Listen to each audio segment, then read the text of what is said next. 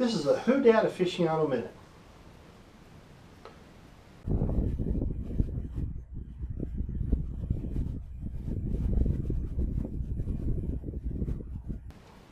Thank you for the awesome turnout and all the wonderful things you have said and asked me to cover. We all know the interference call changed the game. Let's look into my thoughts. Review of Week 10. Rocky and Bullwinkle. The 49ers in the Dome, where the Bullwinkle reaches into his magic hat and little buddy Rocky yells out, "What? Again?" Yes, again. For starters, we should have never let that first half happen. We are not comebackers. We are leaders. Do we need to go rent some tractors so you can slow them down? A lot of great possible plays, missed tackles, and a few who just showed up. Do us a favor, get them off the field. The 19-game streak was lost in the Dome. It's a game. We've had time to mend, so let's move on. I'm going to go over who I thought was great, good, and no-shows. Jimmy Graham. That Hail Mary, it happened. And personally, I think some things need to be changed. This is football, not a soap opera. Therefore, theatrics have no place on the field. Change the damn rule. Drew. Lots of pressure.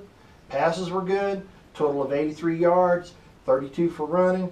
51 passes. Mark Ingram, as I predicted, ran hard all day. First half, he got 35 yards in the second. He leads the team to 85 more yards. His shoulder is still an issue for the Bengals game. Got to look out for that one. Cam Jordan. Rob had him busy on both sides of the defense ends. With 2 sacks, not going after runs, he stayed on his line. He did what he could. Okay, the good side. Ramon, best game yet. 9 tackles and a sack in overtime. Tyron Walker, best pass rushing. 1 sack, 1 fumble, 2 flurries. Loring showed improvement. Pushed hard, was aggressive, played well, got 14-yard pass in the 4th quarter.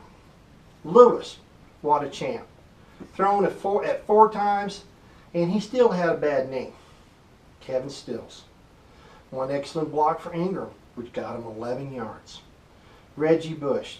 He did do well. He kept to his line, and he held his post. He did his job. Gillette. Played well, did his job. People who I thought should be on the bench. Cook. He was open for 40 and then 36. He ended up catching 1 for 5. Hicks. 1 stop, few flurries. Mark. He didn't even make the grade, and pretty much he was out the picture of the second half. Second quarter, he dropped a 40-yarder. Then catching a 24-yard on the 4th down. Jenkins was the best defense lineman for the day. Kasem showed up, played a few minutes.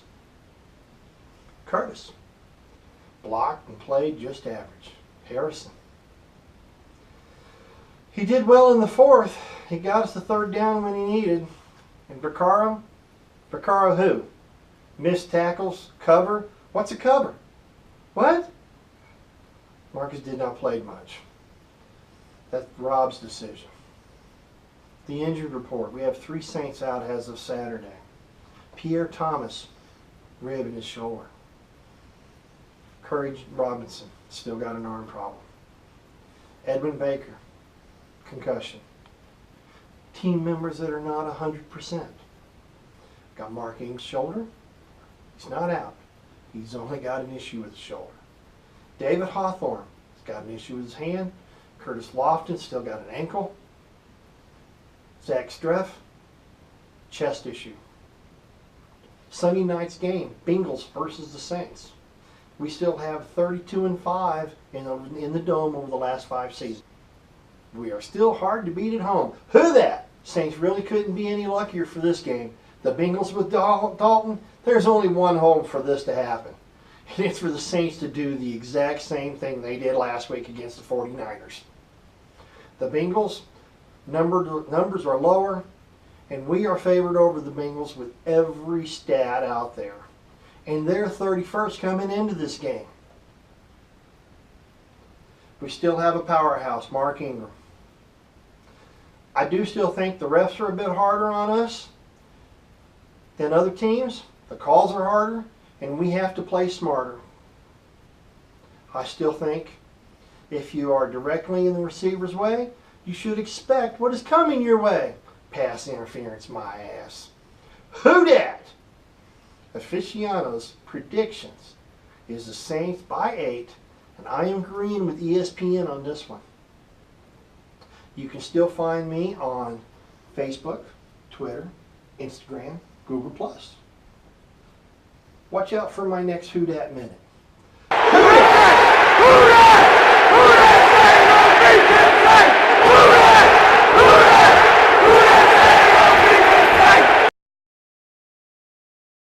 We